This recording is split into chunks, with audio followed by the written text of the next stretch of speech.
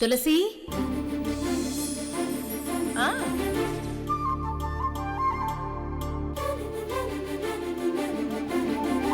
నువ్వే గుర్తొస్తున్నావు. నీ పక్కన ఎవరున్నారు? నీ మొగుడేనా?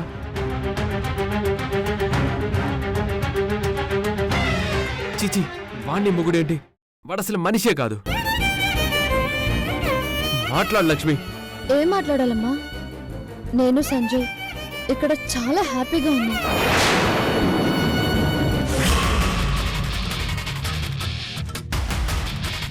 నేను ఇక్కడ ఎలా ఉన్నానని నువ్వు టెన్షన్ పడాల్సిన అవసరమే లేదు.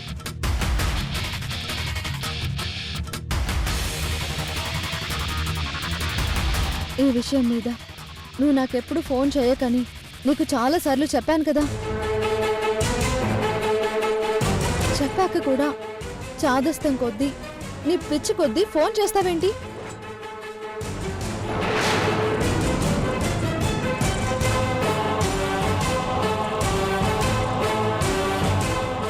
నువ్వు సంజయ్తో సంతోషంగా లేవు లక్ష్మి. సంతోషంగానే ఉన్నానమ్మా. ఈవినింగ్ మేమిద్దరం కలిసి బయటకు కూడా వెళ్తున్నాం.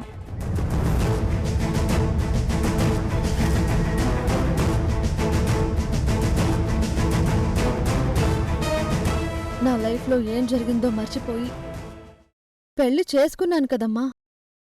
మరి ఈ పెళ్లిని నేనెందుకు అవమానిస్తాను? జ్యోతి విషయం అంటావా? వాడితో నేనెందుకు మాట్లాడతానమ్మా? వాడి జీవితం వాడు చూసుకోవాలి.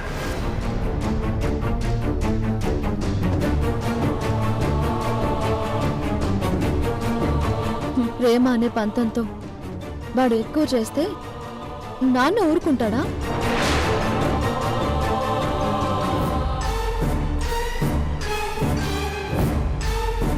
వాడి మీద పోలీస్ కంప్లైంట్ ఇచ్చి లోపల వేయిస్తాడు. అలాంటి శిక్ష, నరకం వాడికి అవసరమమ్మా?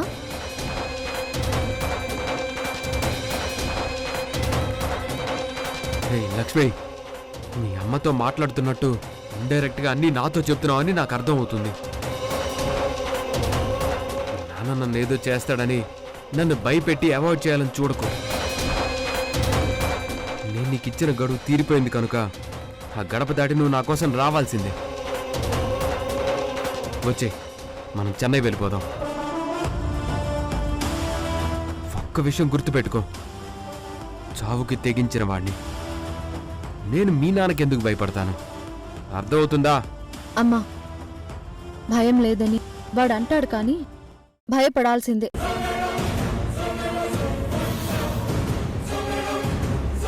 నాకు మరొకరితో పెళ్ళయ్యాక నాకు కాల్ చేయడం తప్పు అని వాడికి తెలియాలి.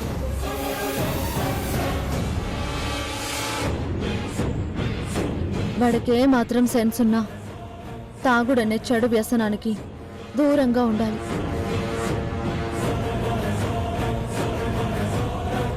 నాకు కాల్ చేయకుండా ఉండాలి. అయినా నేను వాడికి అలాంటి అవకాశం ఇవ్వనమ్మా. నా జీవితం సంజయ్.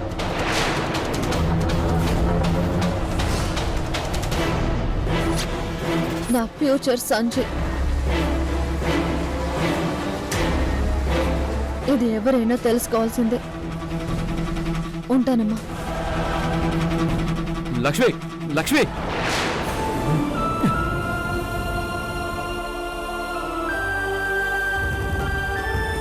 రే జ్యోతి, నీ ఫ్రస్ట్రేషన్ మరీ ఎక్కువైపోతుందిరా. నీకే తెలియకుండా నువ్వు చాలా పెద్ద డేంజర్ జోన్లోకి అడుగుపెట్టావు. బీ కూల్ రా. లవ్ ఫెయిల్యూర్ నేను తట్టుకోలేనురా.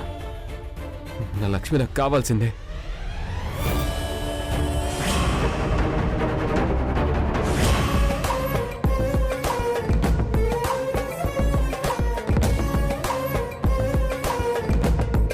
Very good Lakshmi. మీ అమ్మ ఎక్కడున్నా తల్లి మనసు కదా, నీ కాపురం గురించే టెన్షన్ పడుతూ ఉంటుంది. కానీ బాగా చెప్పావు. నువ్వు ఆ జ్యోతిని అస్సలు కేర్ చేయవని అర్థమైంది. Carry on.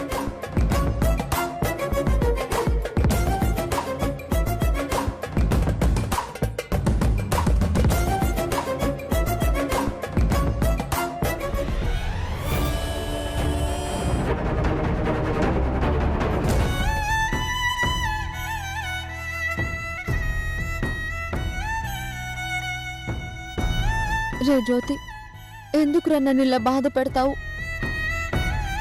నన్ను మర్చిపోయి నీ లైఫ్ నువ్వు చూసుకోలేవా? నాకంటే మంచి అమ్మాయి నీ లైఫ్లోకి వస్తుంది. పెళ్లి చేసుకుని ప్రశాంతంగా ఉండు. అంతేకాని మళ్ళీ నన్ను కోరుకుంటూ నీ జీవితం పాడు చేసుకోకు. మా నాన్న గురించి నీకు తెలుసు, అన్నంత పని చేస్తాడు, నిన్ను చంపేస్తాడు. నీ ప్రాణాల కోసమే, నీ క్షేమం కోసమే మన ప్రేమని త్యాగం చేశానురా. దయచేసి అర్థం చేసుకో.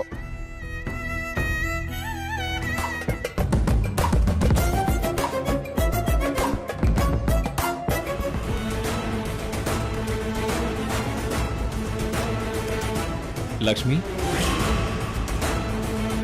ఇందాక నువ్వు మాట్లాడింది ఎవరితో? మా అమ్మతో. మీ అమ్మతో మాట్లాడావా? మరి నువ్వు రూమ్లోకి వచ్చి ఎవరి గురించి బాధపడుతున్నావు? ఎవరి గురించి ఏడుస్తున్నావు? సడన్గా నేను రావడం వల్ల ట్యాప్స్ క్లోజ్ చేసేసావు.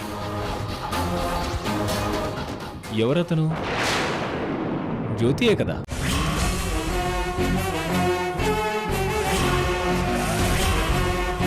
నా అనుమానం ఏంటంటే నువ్వు ఫోన్లో మాట్లాడింది కూడా జ్యోతితోనే.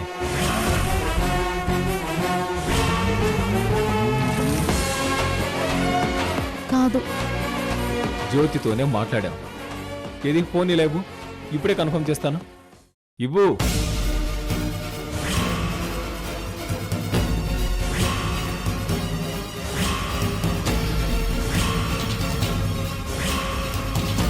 టూ మినిట్స్ ఎగో నువ్వు మాట్లాడింది జ్యోతితోనే అని కాల్ హిస్టరీ చెప్తుందే. నువ్వేమో నన్ను కావాలని పిచ్చోని చేయాలని చూస్తున్నావు. You are awesome Lakshmi. అబద్ధం చెప్పినా అతికినట్టుండాలి, కానీ నీకు అలా చెప్పడం రాదుగా. అర్థమైపోయింది. ఈజీగా దొరికిపోయావు. అన్నట్టు ఏం మాట్లాడావు? ఇందాక నేను హాఫ్ వేలో వచ్చాను, అందుకే అంత క్లారిటీ లేదు. చెప్పు లక్ష్మి, ఏం మాట్లాడావు? నువ్వు చెప్పకపోతే ఏముంది? కాల్ రికార్డింగ్ యాప్ ఉంది కదా, ఇందులో ఇన్స్టాల్ చేశాను కదా, అందులో వింటాను. అన్నట్టు ఆ యాప్ ఉంది కదా, డిలీట్ చేయలేదు కదా? నువ్వు డిలీట్ చేసావంటే నీ ప్రైవసీని నేను డిస్టర్బ్ చేస్తున్నట్టు, నీకు ఆ జ్యోతి మీద చాలా ప్రేమ ఉందని కన్ఫర్మ్ చేసినట్టు. Let's check.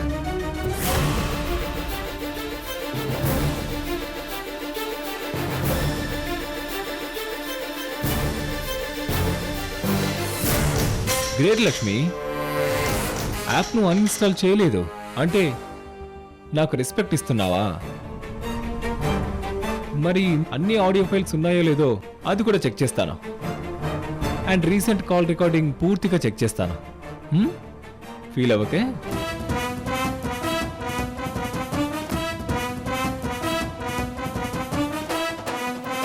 ఎస్, అన్ని ఫైల్స్ ఉన్నాయి. రీసెంట్ ఆడియో విందామా? ఇది హారాస్మెంట్ అనుకోకు, అవేర్నెస్ అనుకో. ఏంటమ్మా కాల్ చేసావు? అమ్మ వినిపిస్తుందా? వినిపిస్తుంది. నీ గొంతులో నుంచి మాట వినకపోతే ఇక్కడ నా గొంతులో ముద్ద దిగట్లేదు, మందే దిగుతుంది. చిచి, వాణ్ణి మొగుడేంటి? వాడు అసలు మనిషే కాదు. Wow, brilliant, mind blowing.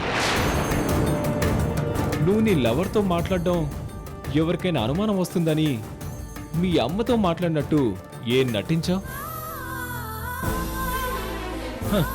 Great. వీడికేంటి నా మీద అంత కోపం? నేను అసలు మనిషిని కాదన్నాడు.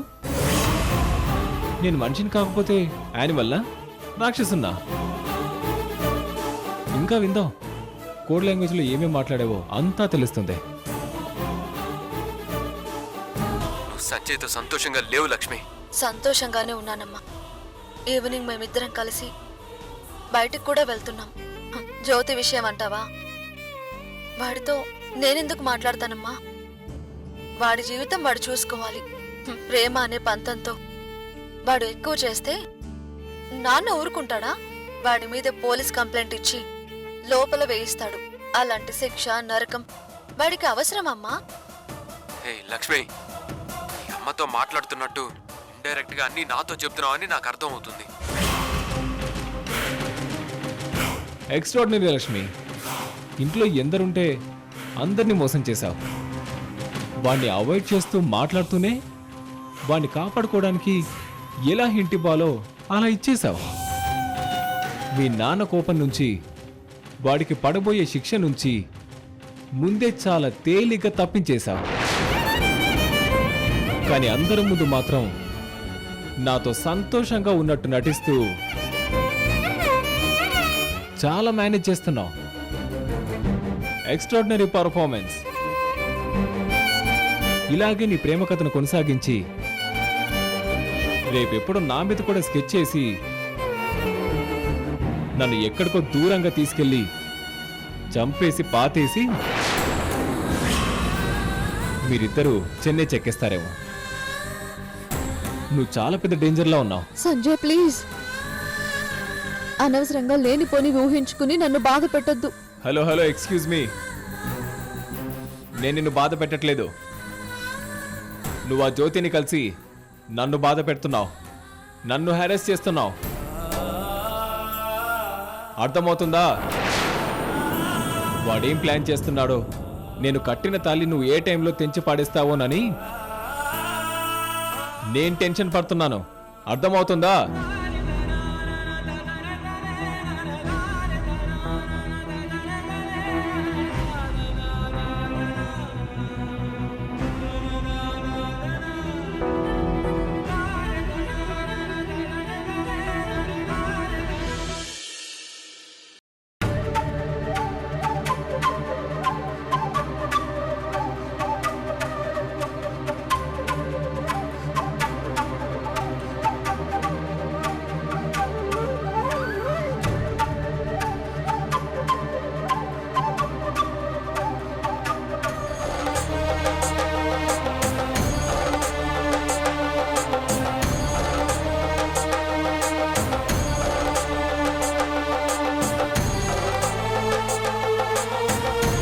ఓం వాసుదేవాయ విద్మహే సుధా హస్తాయ ధిమహి తన్నో ధన్వంతరి ప్రచోదయాత్.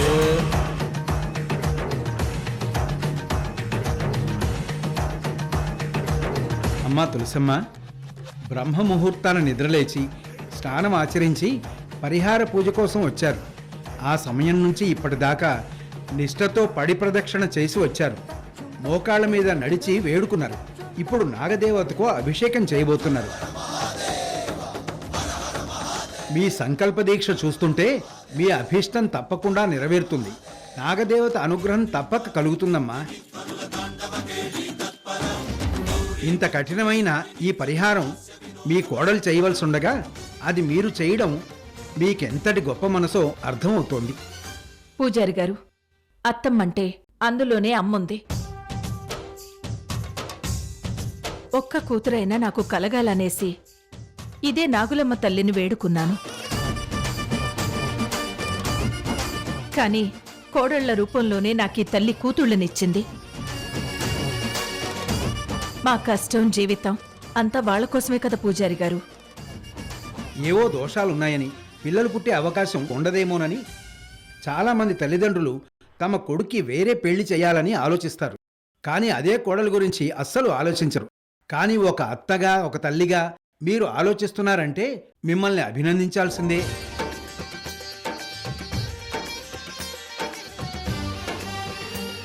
తులసమ్మకు మాటలు ఎక్కువ అంటారు, కానీ అంతకు మించి మంచితనం ఎక్కువ ఉందని అందరూ తెలుసుకోవాలి.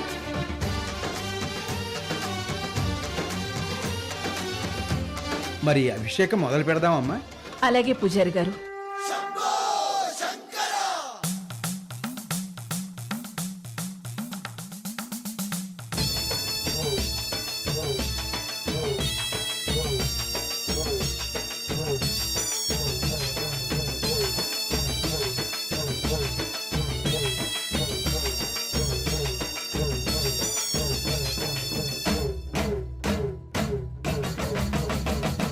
నాలుగు దిక్కులే నువ్వే దిక్కని మొక్కే నాగమ్మ నీ బంగారు కాంతుల చల్లని పడగల దీవెనలి అమ్మ అమ్మా నాలుగు దిక్కులే నువ్వే దిక్కని మొక్కే నాగమ్మ నీ బంగారు కాంతుల చల్లని పడగల దీవెనలి అమ్మ నమ్మిన వారికి నాగుల జాతికి అమ్మవు నీవమ్మ పసుపు కుంకుమ పడతుల కొసగే దేవత నీవమ్మ మా ఐదవతనమున కభయమునిచ్చి అండగా ఉండమ్మా చల్లని చూపుల నాగమ్మ మా పిల్లల పాపల కాయమ్మ పల్లెకు తల్లివి నీవమ్మ మాకు తోడు నీడగా ఉండమ్మా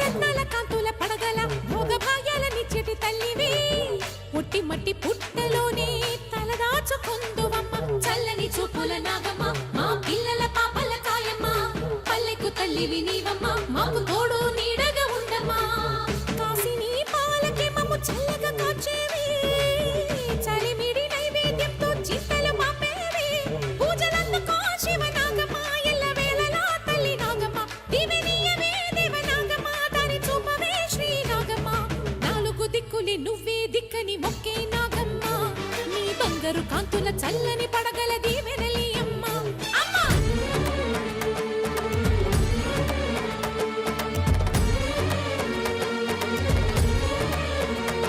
పూజారి గారు కర్పూరం పళ్ళెల్లో కాదు నా అరచేతుల్లో వెలిగించండి.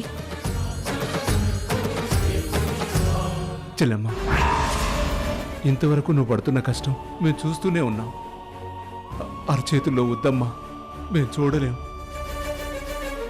అవునొదినా వద్దొదినా. పూజారి గారు, నా మీదున్న అభిమానంతో వాళ్ళు అలాగే అంటారు. మరేం పర్వాలేదు, మీరు వెలిగించండి.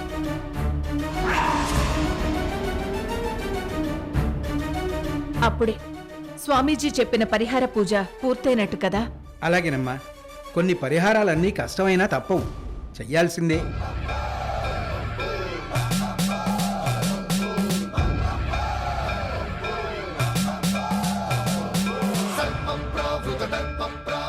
అమ్మా,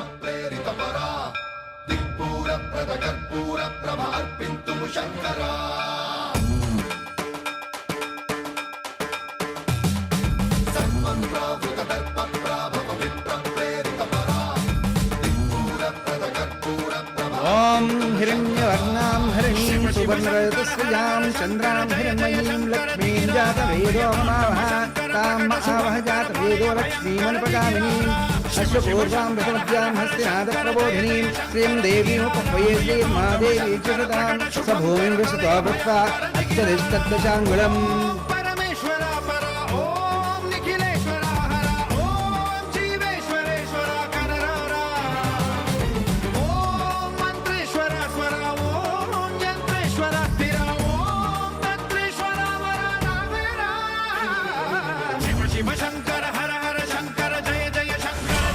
ఈమె ఒక బిడ్డకు జన్మనివ్వడం అనేది చాలా కష్టం, ప్రాణానికే ప్రమాదం.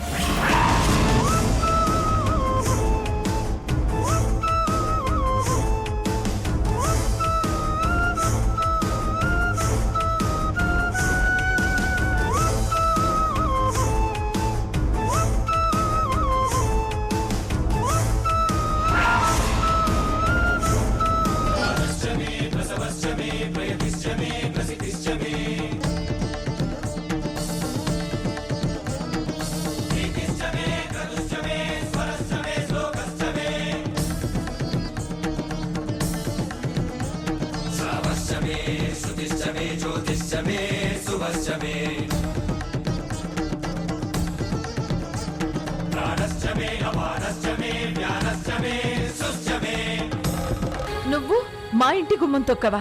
సంజయ్తో లక్ష్మి సంతోషంగా లేదు. ఈ విషయం తెలిసిన మీ అన్నయ్య ఏమో ఇదంతా జ్యోతిరాదిత్య వల్లేనని ఆవేశంతో రగిలిపోతున్నారు.